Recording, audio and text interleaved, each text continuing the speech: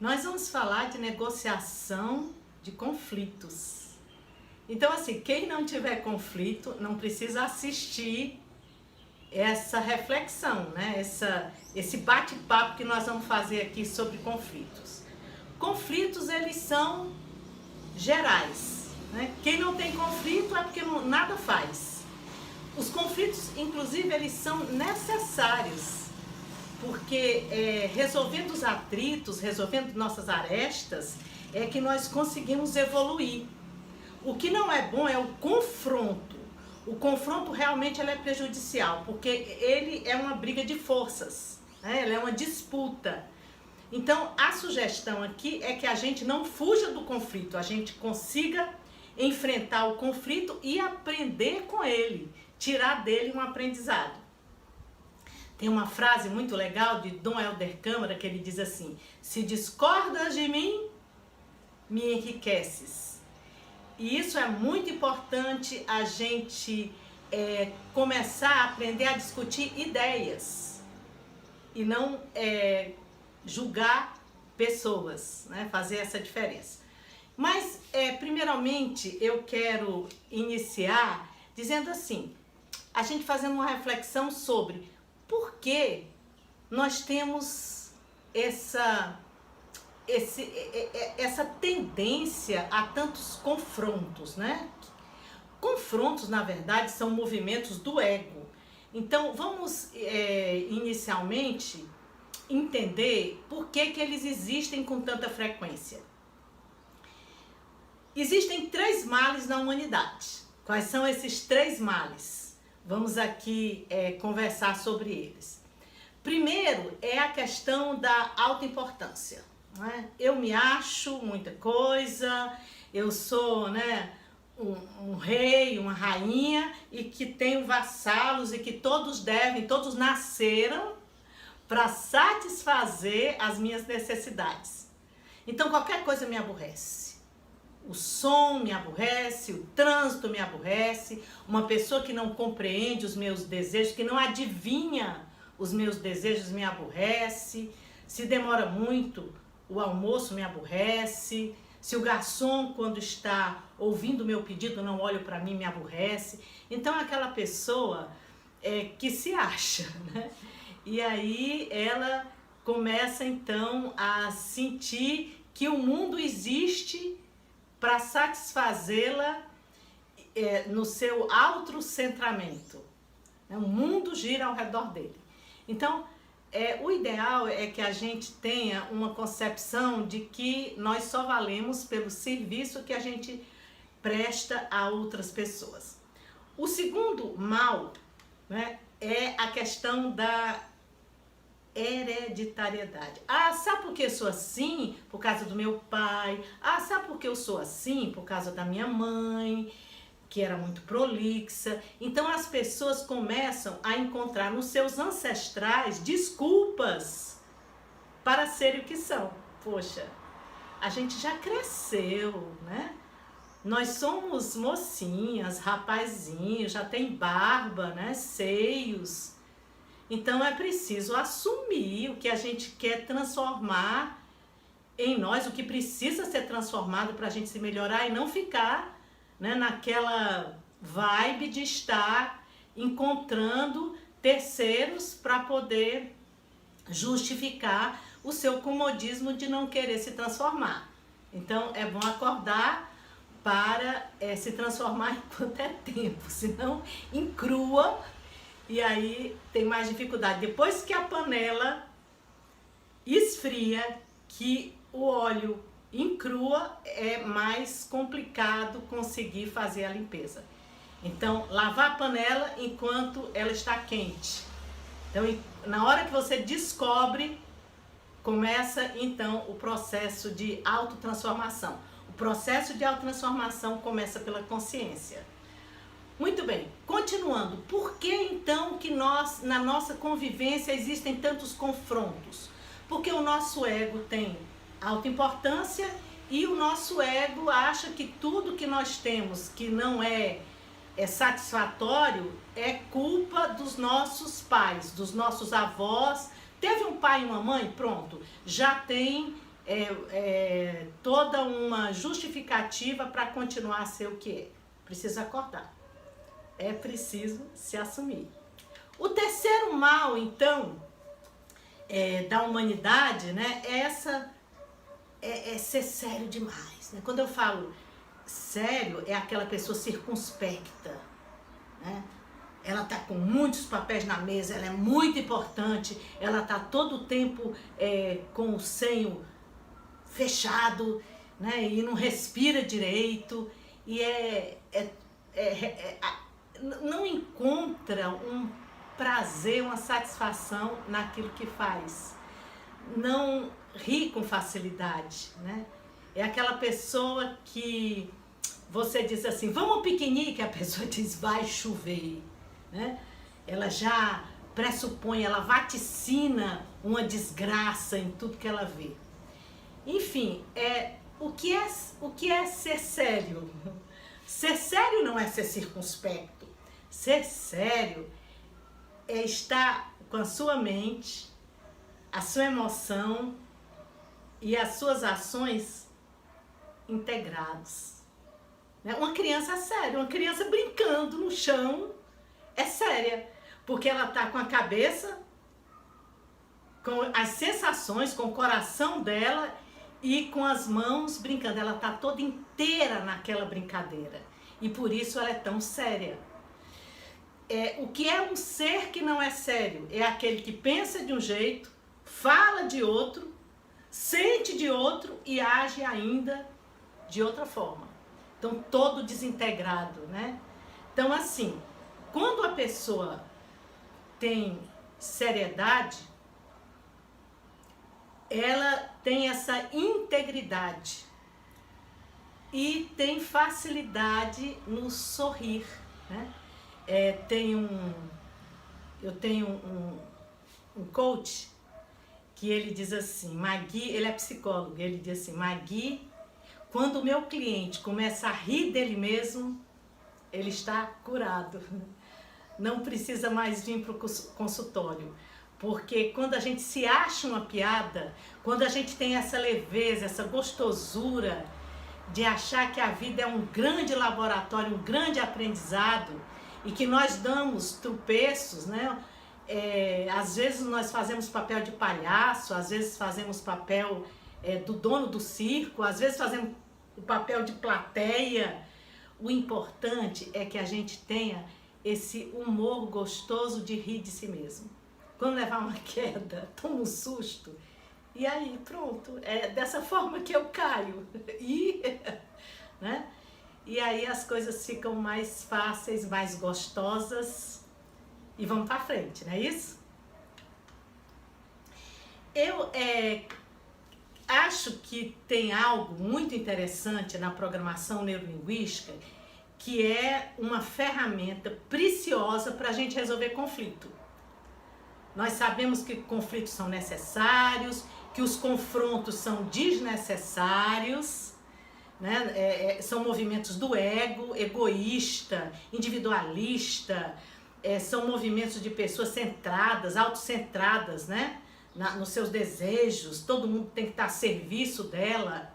Enfim, nós sabemos disso. Mas temos conflitos, por quê? Porque temos ideias diferentes, graças a Deus somos diferentes uns dos outros. E essa diferença é lindíssima, porque cria um grande mosaico da vida. Já pensou se todo mundo fosse igual? Que coisa mais enfadonha, tediosa, né? Que bom que a gente tem ideias e a gente é diferente da gente mesma a cada dia. A cada respiração a gente é diferente. Você vai ler um livro, você sente algo naquela frase, quando você vai ler, você já tem uma nova perspectiva, parece que você está lendo um outro livro. O livro é o mesmo, é você que está diferente, você que tem outros valores. Então, nós vamos falar da primeira ferramenta para resolver conflitos. Essa ferramenta da PNL, cujo nome é Intenção Positiva do Comportamento, ela é fantástica para você continuar a discussão dentro de uma serenidade, que isso é tudo de bom, né? Isso é tudo de bom. Eu quero ler uma história antes para vocês. para que vocês entendam o que é a intenção positiva do comportamento. Quando a guerra acabou no Japão, alguns soldados em ilhas distantes não foram avisados do fato de que a guerra havia acabado. Nos anos que se seguiram à guerra, muitos desses soldados foram descobertos por terem atirado em pescadores ou barcos cheios de turistas, ou foram encontrados distantes por alguns moradores da ilha. À medida que os anos foram passando, eram descobertos cada vez menos soldados. O último foi encontrado há uns 20 anos atrás, cerca de 30 anos após o término da guerra no Japão. Imagine então a postura desse soldado. O governo do seu país o havia chamado, treinado, enviado para uma ilha selvagem para defender e proteger o seu povo contra uma ameaça externa. Como cidadão leal e obediente, ele sobreviveu a inúmeras privações e batalhas durante os anos da guerra. Com o fim do conflito, ele foi deixado para trás, sozinho, ou junto com alguns poucos sobreviventes. Durante todos esses anos, levou adiante a batalha como podia, passando por terríveis privações. Apesar do calor, dos insetos e das chuvas tropicais, foi em frente, obedecendo à instrução que lhe fora dado 30 anos antes. Lute pelo seu país. Como deveria ser tratado este soldado ao ser encontrado? Seria fácil rir para ele e chamá-lo de estúpido por ter continuado a lutar numa guerra que já terminou há 30 anos atrás. Sempre que um desses soldados era descoberto, o primeiro contato era sempre feito com muito cuidado. Algum ex-oficial de alta patente tirava do armário o seu velho uniforme de 30 anos atrás, e sua espada de samurai e tomava um antigo navio militar até encontrá-lo. E quando encontravam o soldado, eles ficavam frente a frente, com lágrimas nos olhos. O oficial agradecia ao soldado sua lealdade, sua coragem, por continuar a defender o seu país durante todos aqueles anos. E em seguida, pedia-lhe que contasse as suas experiências e dava-lhe as boas-vindas. Somente algum tempo depois, com muita delicadeza, cuidado, carinho, contava-se ao soldado japonês que a guerra tinha terminado e que o país estava novamente em paz e que não era necessário que ele continuasse a luta. Ao voltar para casa, o soldado era recebido com honras militares, desfiles e medalhas. A multidão agradecia a sua luta árdua e comemorava sua volta ao seio do seu povo. Você acredita que essa história é verdadeira? O nome desse soldado é Hirao Onoda. E inclusive ele foi julgado pelos crimes que ele cometeu, porque ele matou pessoas querendo defender a ilha japonesa. E ele foi absolvido. E ele pediu para passar os últimos anos da vida dele aqui, na região do Amazonas, porque era a região mais parecida com o que ele tinha vivido há 30 anos. Ele não se acostumaria mais a viver no Japão. O Japão, depois de 30 anos, mudou totalmente. E ele, inclusive, morreu no Amazonas. Pegue na internet, é muito interessante a vida desse soldado. Mas por que eu contei essa história? O que essa história tem a ver com intenção positiva do comportamento? Vamos lá, vamos descobrir. Veja bem, se você se conectar com o comportamento do soldado, você censura. Esse soldado, ele matou pessoas, então ele deve ser preso. porque ele tirou a vida de pessoas inocentes. Isso é se conectar com o comportamento. Mas se você se conectar com a intenção do comportamento, aquilo que está por detrás do comportamento, a intenção era cumprir ordens. A intenção era defender o país, porque foi essa ordem que ele recebeu. Imagine então, se alguém chega e diz assim, seu abestado, né? A guerra já terminou há 30 anos, imagine o sofrimento desse soldado, a tristeza desse soldado. E às vezes a gente tem comportamentos, né, que são desnecessários. É muito legal a gente chorar, bater perna, né, e reclamar porque a mamãe não está servindo o nosso mingau, eu quero o meu brinquedinho. Isso é muito justo você pedir isso. Quando você é criança, você chorar e bater o pezinho é adequado à sua idade. Mas agora que você tem 30 anos, 40 anos, 50 anos, 20 anos, talvez, não se justifica mais esse comportamento. Esse comportamento era adequado, agora já não é mais. Só que você não sabe, às vezes, que você amadureceu, que você cresceu, que o mundo mudou. Você continua, às vezes, ser o filhinho ou a filhinha da mamãe. Então, existem comportamentos seus que são adotados para um benefício. Por exemplo, você quer o benefício de bem-estar com o seu estômago cheio. Você não quer a dor da fome. Então, você chora para conseguir. Então, qual é a intenção positiva do seu choro? O choro é ruim, o choro é chato. Mas qual é a intenção positiva? É conseguir o alimento. Para quê? Para você extinguir a fome. Para quê? Para você ter um bem-estar.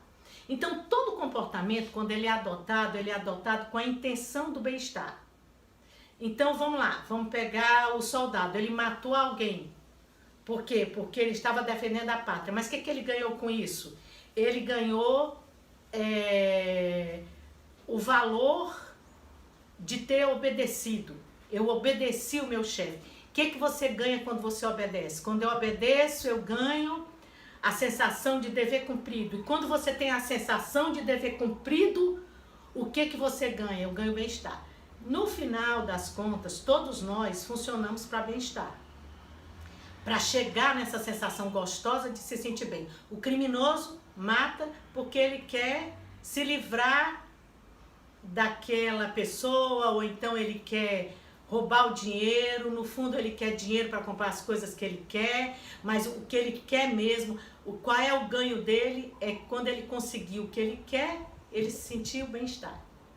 Então, às vezes uma pessoa dá um tapa para chamar a atenção.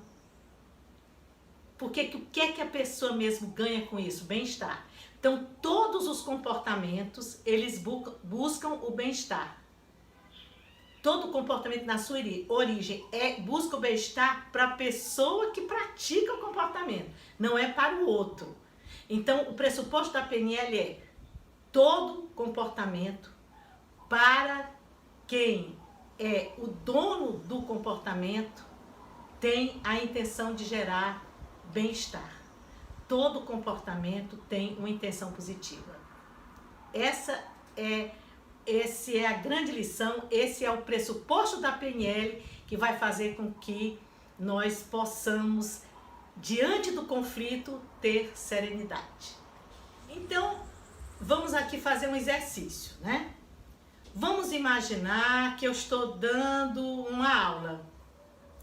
Eu estou dando uma aula e uma pessoa atende um celular.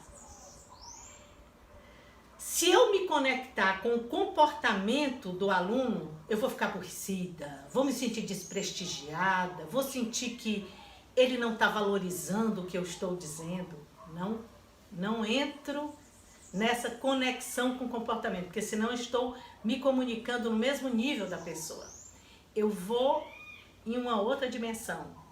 Eu vou acima do comportamento, além do comportamento, e vou lá descobrir o que a pessoa ganha quando atende o celular em sala de aula. Ela pode ganhar o alívio, porque ela satisfez uma curiosidade.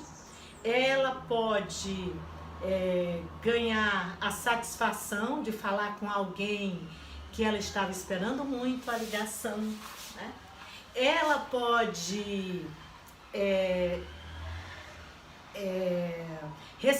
atender a ligação para se ver livre e a partir disso poder prestar mais atenção à aula e com isso tudo, todas essas coisas que eu falei, conseguir o bem-estar. Depois que você ganha o bem-estar, não tem mais outra coisa para ganhar. Nós nascemos com a vontade de buscar o nosso bem-estar.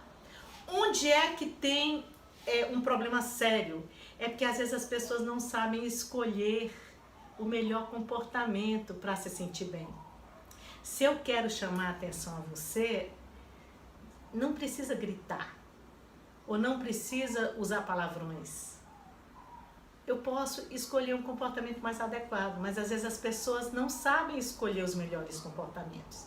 Então, a pessoa que resolve bem o conflito, ela entende que os fins são validados, que a pessoa se sentir bem. Agora, os meios que a pessoa usa é que são pobres, né?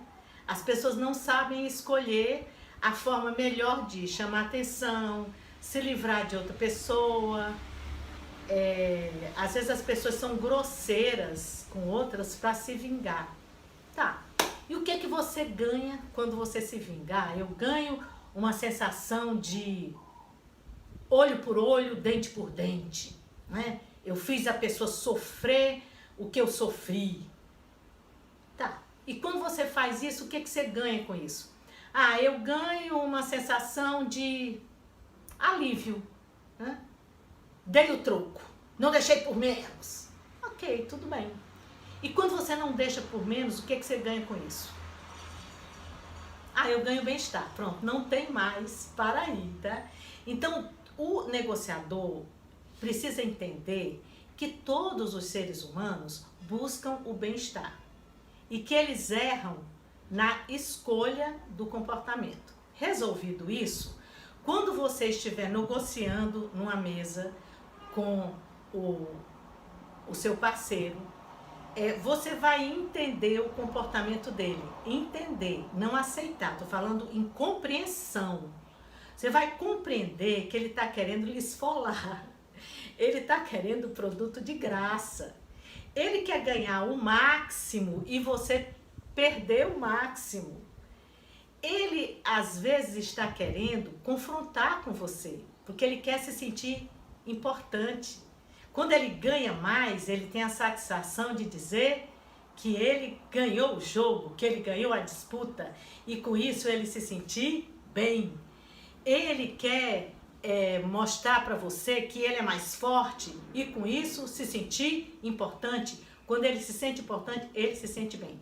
Então, o negociador que é expert em relações humanas, ele compreende a psique dessa pessoa e não conecta com o comportamento, ele conecta com a intenção do comportamento.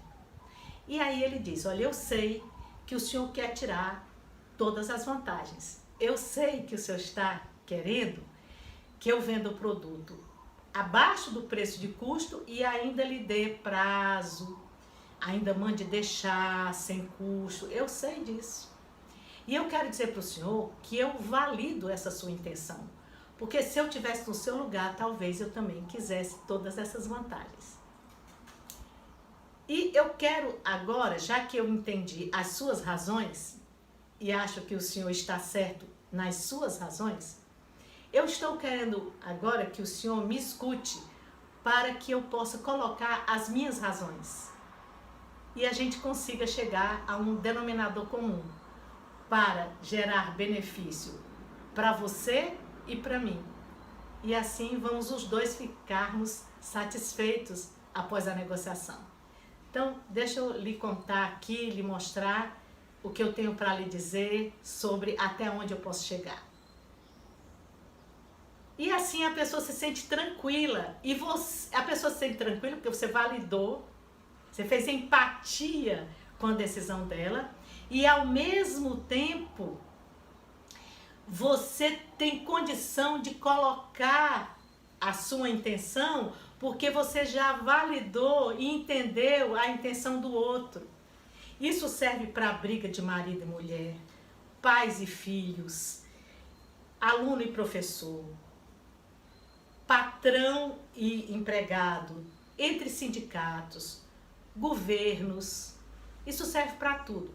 Se você, enquanto negociador, se conecta com o comportamento, você é um ser humano, você vai ficar chateado, né? O que esse cara tá pensando? Poxa vida, ele quer tirar tudo, ele tá pensando que eu sou o quê? Né? Aí você já vai começar a gerar uma energia, um clima ruim na negociação, porque você conectou com o comportamento. Olha o comportamento, observa o comportamento, mas você vai se conectar na intenção positiva do comportamento. E você vai dizer, esta pessoa não está contra mim. Ela está somente a favor dela. E aí você fica sereno para argumentar sem entrar no jogo de confronto, sem entrar no jogo de disputa. Nós não somos galinhos de briga. Nós somos seres humanos que podemos entender que o outro quer tirar o melhor.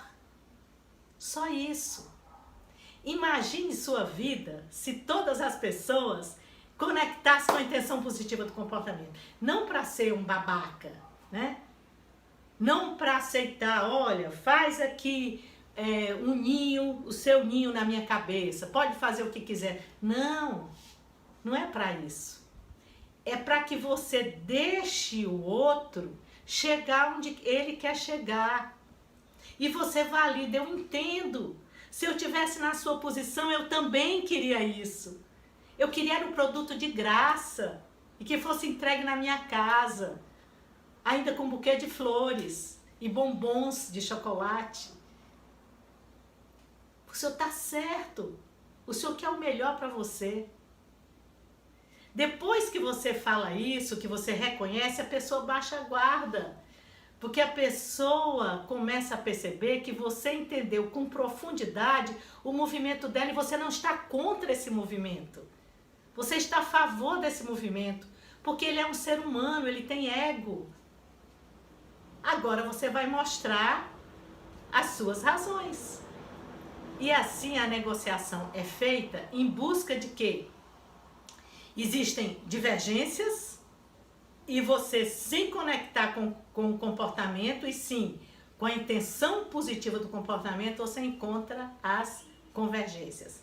Vocês vão encontrar uma solução que não é a sua, que não é a dele, mas é uma terceira solução que satisfaça a ambos os egos, a ambos os interesses. Aplique a intenção positiva do comportamento e perceba como as suas negociações vão ter qualidade e você vai ter serenidade, você não vai ficar nervoso nem chateado, não, você vai continuar a ter o seu equilíbrio emocional independente do comportamento do seu parceiro na negociação. Todo curso de negociação que eu vou, né, tem uma ferramenta chamada empatia. Todo mundo fala de empatia. Faça empatia, né? O que é empatia? Empatia é estar no lugar do outro, é entender o mundo do outro. Então, você tem três posições. Você tem a posição do eu, você dentro de você mesmo. Você tem a posição do tu, você sai de si, é um alto grau de maturidade. Você sai de si e vai ao outro. Até os 7 anos, a criança está muito centrada nela mesma. Quando ela passa dos 7 anos, ela começa a entender o mundo do outro. Então, já é um processo de maturidade. Você sai do eu, entra pro tu. O terceiro é o ele. É um processo ainda mais avançado, porque você agora é observador do eu e do tu, né? Das duas pessoas. Você agora está observando o que o eu faz que impacta no tu. E o que o tu faz que impacta no eu. Ou positivamente ou negativamente. Você já é um observador, né? Você já consegue dançar nas três posições. E uma habilidade refinada do negociador é ele ter a flexibilidade de, na negociação, vai para a posição do eu, passa uma primeira pessoa, depois passa a segunda marcha, a segunda pessoa do tu, e depois ele passa uma terceira marcha, que é a posição do ele, aonde ele vai observar os movimentos. O que eu digo e qual é a reação dele. O que ele diz e qual é a minha reação. E aí você vai juntando informações para poder encontrar as melhores alternativas, né? Se eu tivesse na posição dele, como é que eu pensaria? E aí volta de novo pro eu, vai pro tu, vai pro ele e fica fazendo essa dança para obter o máximo de informação possível. Eu acho essa dinâmica perfeita. Agora, tem uma coisa, haja flexibilidade para conseguir, né? Porque a gente encrua no eu, só pensa na gente e quer manter a posição. Quando você está querendo brigar por posturas, por posição, isso não é negociação. Isso é confronto. E não vai se chegar a lugar nenhum. Por isso que às vezes as negociações são intermináveis. E elas causam traumas, machucam. Então o melhor mesmo é que você seja empático, né? Fazendo esse movimento de alta flexibilidade, que é entrar no mundo do outro, nas razões do outro. Não para aceitá-la, mas para compreender. Quando você compreende, quando você valida, a pessoa sente que você tem um respeito por ela. Então seja empático. Outra ferramenta fantástica para você ser o negociante é o foco, né? Tem pessoas cujo foco é no comportamento, no problema, na desgraça que está acontecendo, no drama, e aí a conduta fica em tempo tenso.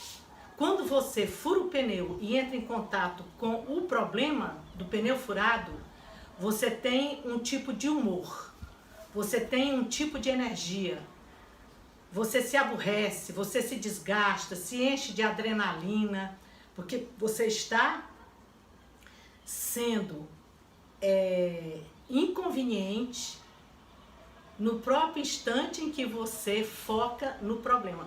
Foca 20% no problema e 80% na solução. Porque quando você foca na solução, você é proativo. Você está com a conduta em tempo relaxado. Relaxado, você é mais criativo. Então, usa mais a tua energia para a solução. Tem pessoas que, nas reuniões, as reuniões de trabalho, ai, como eu participei dessas reuniões, né? Você passa 80% falando do problema, e todo mundo quer falar do problema, e conta 3 histórias pelo problema. Gente, o problema não é para ser cultuado. O problema é para ser identificado. Identificou, agora vamos buscar a solução. Gasta a tua energia em solução. E não ficar, né, naquele descarranhado. Parece que as pessoas amam. Ai, eu tenho um problema. Ai, que delícia. Delícia é ter solução. Identifica o problema e vai para a solução, né? Então, essa é uma questão, é um tipo programa. Às vezes as pessoas são programadas para falar de problema. Você pergunta assim, como vai? Aí a pessoa vai dizer 3 desgraças, 4, você fica ali. Ela aluga o teu ouvido, né? Aí você não consegue dizer nada. Ela diz, poxa, como foi legal encontrar com você, porque a pessoa conseguiu falar do problema dela. As pessoas amam ter problema. Parece, tem gente que está tão viciado em problema, que chega às 9 horas da manhã, ainda não tenho nenhum problema. Será que eu acordei? Belisca aqui, né, para ver se eu acordei. Porque até agora, 9 horas da manhã, eu não tenho nenhum problema. A pessoa criou agora um programa, um aplicativo, né? Que a vida só tem importância se eu tiver com um problema, com um drama. E o meu drama tem que ser grande, né? Para que eu gere importância. Realmente, os problemas, eles são testes, eles são provas. Mas não pensa no tamanho do dragão, né? Você identifica que o dragão é grande e agora vamos ver o que eu posso fazer para conseguir salvar a princesa. Que essa é a solução, é salvar a princesa. Então, vamos a partir de agora, começar a instalar o programa da busca da solução. Que é aí que nós usamos o que a gente tem de melhor, né? São nos piores momentos que nós resgatamos os nossos maiores potenciais. Pense na solução. Identifique o problema, mas foque todas as suas energias em resolvê-los. Outra excelente ferramenta é a escutativa. As pessoas acham que escutam, mas às vezes elas escutam a si mesma. Por exemplo, alguém está falando sobre o filho, aí você já fica pensando o que você vai falar sobre o seu filho. Você não está escutando, você está escutando o que você vai dizer depois que a pessoa calar a boca, né? Isso não é escutativa. A pessoa vai falar de um problema que ela tem, aí você já começa a pensar no problema que você tem e o que você vai falar quando a pessoa terminar de falar do problema dela, né? Isso não é escutativa. A escutativa é quando eu me esvazio de qualquer conceito, preconceito, julgamento, valor e escuto o que a pessoa está dizendo na íntegra. Aí a pessoa se sente realmente escutada. E no final você diz, entendi, compreendi. E repete a última palavra que a pessoa disse, porque ela se sente validada. Então é muito importante você ter escutativa. Até porque vender, negociar, não é falar demais. As pessoas acham que eu vou mostrar para ele como eu sei tudo sobre esse produto, todas as referências, eu sei tudo sobre o mercado, inclusive também sobre política, e a pessoa então vai se amostrar, ela vai simplesmente satisfazer uma carência de ser ouvida. Isso não é um negociador. O negociador muito mais escuta do que fala. O negociador precisa entender como o outro é, ele precisa entender a psique do outro. Ele precisa entender os valores do outro. Então, quando eu quero vender, por exemplo, um curso para uma empresa, a primeira coisa que eu falo é o que você valoriza num curso, em um treinamento. Às vezes a pessoa diz que ele seja uma síntese. Eu gosto de coisas rápidas, impactantes. Eu quero cursos de impacto. É um valor. Tem pessoas que dizem, não gosto desses cursos que são fogos de artifício. Faz aquele auê todo, né? E depois o instrutor vai embora e o que ficou? A fumaça dos fogos de artifício. Não fica nada, né? Ele foi aquela coisa que impactou, mas não deixou nada. E aí a pessoa prefere o quê? Cursos de formação. Não, eu quero cursos que realmente dê uma verticalizada. Ou então a pessoa pode dizer assim, não, eu gosto de cursos vivenciais. Que as pessoas possam jogar, que as pessoas possam interagir. Eu aproveito um treinamento para gerar empatia, para gerar interação com as pessoas. Eu prefiro cursos aonde as pessoas online, não gosto de presencial. Cada um estuda na sua casa, nos horários que mais lhe convém, e faz os deveres, entrega, e a gente começa a avaliar o que ele vem aplicando dos conceitos que ele recebeu no curso. Nós avaliamos na medida que a pessoa vai desenvolvendo no trabalho dela alguma atividade. Outras podem dizer, eu prefiro cursos onde o instrutor gera reflexões. Ele traz histórias, ele é um contador de histórias e traz para as pessoas uma reflexão onde as pessoas, a partir da moral daquela história, a partir da filosofia daquela história, a pessoa começa a se tocar de algumas questões muito íntimas que a pessoa precisava resolver e ainda não resolveu. Ali, com aquela história, com aquela metáfora, a pessoa usa uma capacidade de fazer uma analogia com coisas internas, com sentimentos internos, que estão às vezes mal resolvidos e precisam de uma limpeza. Então, para você negociar, escuta, pergunta. A pergunta é fantástica. O que você valoriza nesse produto? Para comprar um carro, por exemplo, não vende o carro antes de saber por onde é que você vai começar a sua argumentação. Porque tem pessoas que compram o carro porque é econômico, tem pessoas que compram o carro pelo poder de revenda, outras compram o carro porque carro é status, né? Onde a pessoa chega, o carro diz, pelo amor de Deus, me olhe.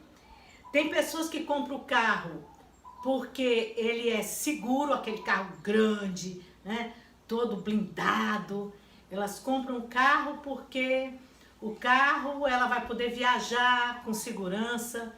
Tem outras pessoas que compram o carro pelo conforto. O carro é gostoso de dirigir. Então, você vai vender o seu produto de acordo com o valor do cliente. Você vai vender um valor. Ninguém compra sabonete. A gente compra limpeza.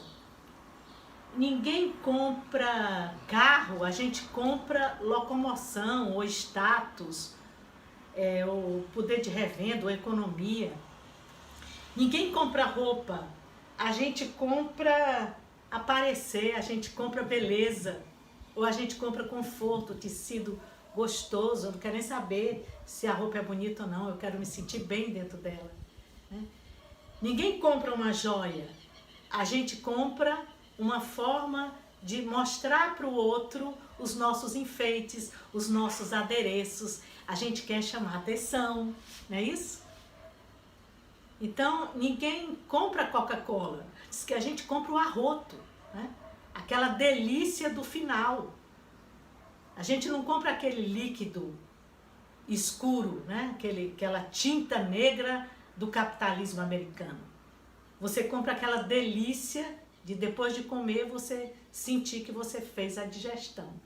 Então, antes de oferecer qualquer coisa, pergunta, indaga, faz o diagnóstico, quais são os valores do cliente e vende o valor dele.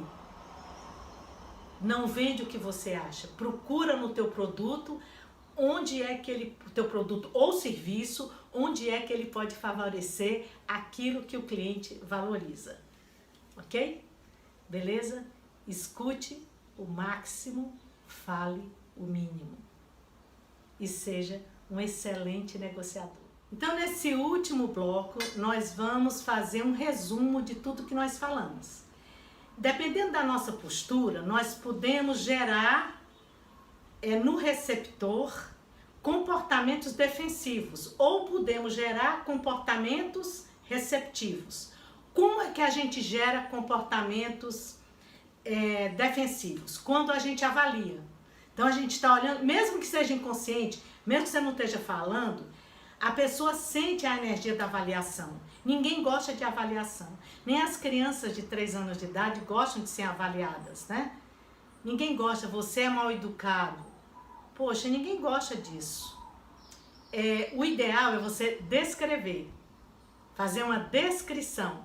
Olha, quando eu fui almoçar com você, que você comeu com a boca aberta e eu vi os alimentos aparecerem, eu não gostei, eu me senti mal. Né? Que tal a gente, então, observar isso, colocar a mão na boca? Então, você está educando o seu filho, aquela pessoa que você tem confiança, descrevendo e não julgando. Então, tudo que você for observar na pessoa, para o bem dela, né? No sentido educativo, você vai fazer, mas descrevendo. Porque na hora que você descreve, é dados de realidade, não é suposição. Não é julgamento, né? E é o melhor que você quer para a pessoa.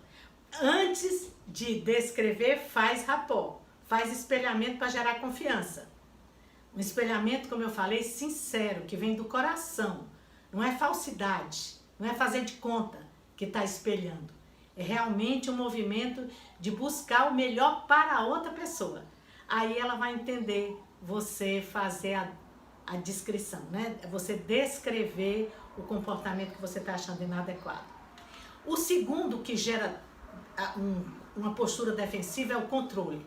Olha, você tem que fazer isso, você tem que aceitar essas regras do contrato, né? Você tem que. Ninguém gosta do tem que.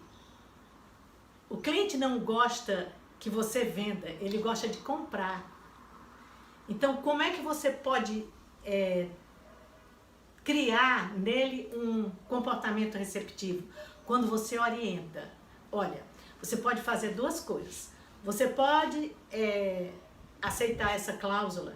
Se você incluir essa cláusula, ela tem essas e essas e essas consequências, para mim e para você. Então, tem esses benefícios e esses custos.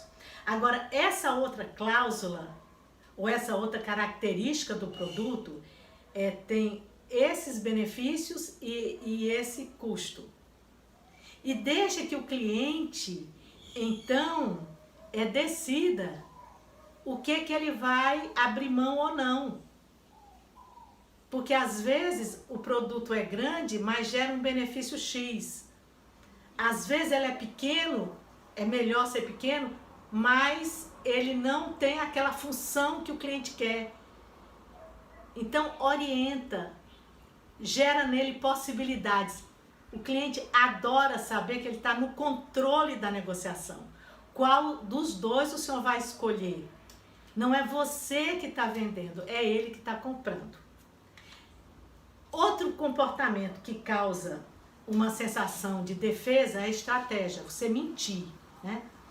É você usar uma coisa falsa, um fato falso para forçar o cliente. Tipo assim, olha, esse é o último produto na prateleira.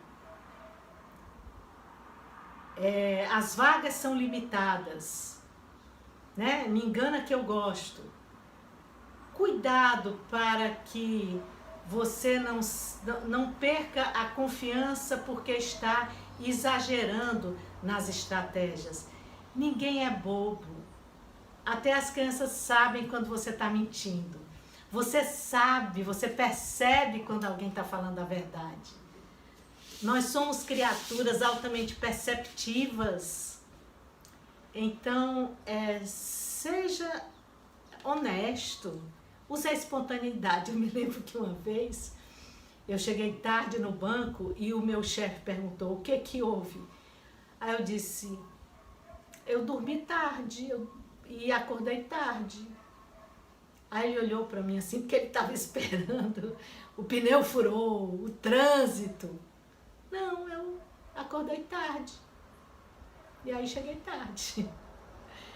Às vezes as pessoas até se assustam, né, com a resposta espontânea, sincera.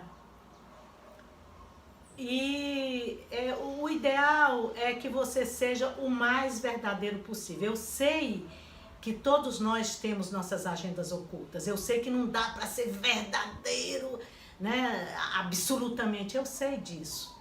Mas procura, faz um esforço para ser o mais espontâneo possível, porque gera mais confiança, gera mais receptividade. Outra coisa é a superioridade, a pessoa achar que ela tem um asterisco a mais no sangue, que é melhor que todo mundo, né? A pessoa tem uma postura assim, olhando para cima, né? Eu sou eu e você quem é, né? Assim, igual, né? Nós somos, olha, nós vamos virar terra, o rico e o pobre, o branco e o negro, o homem e a mulher, o político e o povo, todo mundo vai passar por um processo de virar pó. A gente só vale pelo serviço que presta ao outro. Serviço é um ser cheio de vício, de exuberância, porque serve ao outro. Você não é superior porque você sabe mais, porque você é um doutor, ou porque você tem mais dinheiro. Isso tudo não conta. Seja igual. Sinta-se importante na hora que você estiver prestando um serviço. Aí sim, aí sim. Você só pode participar de algo grande. Para se sentir grande, você precisa escolher algo grande. Porque eu sempre me senti muito pequena, mas quando eu participo de uma obra grande, eu me sinto grande. Então, busque algo em conjunto que você possa realmente prestar um serviço à comunidade. Muito bem. Então, nós já vimos avaliação, controle, estratégia e superioridade, que para criar um clima receptivo, você precisa ser descritivo, orientador, espontâneo e igual. E tem aquela pessoa que tem certeza de tudo, né? Eu tenho certeza que o produto vai ser entregue tal dia, eu tenho certeza que as características só são essas, eu tenho certeza que você gostou do que eu falei. Ninguém tem certeza de nada. A gente não sabe de onde veio, quando vai, como vai, para onde vai. Então, usa a flexibilidade, seja flexível, né? Aquela pessoa que tem até uma historinha simples, né? De um guru que tinha um discípulo que ficou observando o guru para fazer tudo que o guru fazia. Aí chegava uma pessoa, falava, o guru dava razão. Aí entrava uma pessoa, falava, tudo o contrário do que a primeira disse. Falava, e o guru dizia, sabe que você tem razão? Chegava outra pessoa que falava outra coisa totalmente diferente e o guru dizia, sabe que você tem razão? Aí o discípulo, mestre, eu quero um tempo, time. Mestre, assim também eu sou mestre, porque todo mundo que chega aqui, você diz, mesmo que as pessoas falem coisas diferentes, totalmente diferentes, você diz, sabe que você tem razão? Aí o mestre olhou para ele e disse assim, sabe que você tem razão? Você também pode ser um mestre, porque você tem algo chamado flexibilidade. Cada um tem as suas próprias razões. Ninguém tem a razão tal qual ela é em si mesma, mas cada um tem as suas razões das suas perspectivas. Então, o último que nós vamos falar agora é a neutralidade. A neutralidade, ela gera um clima defensivo. Porque a pessoa é exímia no que ela faz, mas ela é neutra. Ela não se envolve. Se você não se envolve, você não se desenvolve. Então a pessoa não tem emoção, né? A pessoa atende, pronto, seu nome, endereço, telefone, mas não chega junto, não olha, não percebe, não sente. É aquela pessoa totalmente neutra. Quando é que você cria um clima receptivo? Com empatia. Ir no lugar do outro. Porque quando você vai para o tu, para o ele, e você volta para o eu, você é descritivo, orientador, espontâneo, igual, flexível. Seja empático. Porque é a habilidade mais refinada que uma pessoa pode ter. A empatia é ter um desapego por tudo que você acha, acredita, pensa, age, seu padrão. Você se esvazia de si para entender o outro. Esse desapego é um grau altíssimo de evolução.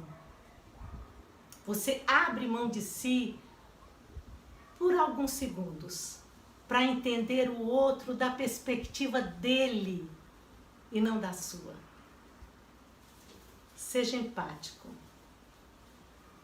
Porque ao sentir o outro, você vai ter argumentos para fazer grandes negociações. Boas negociações.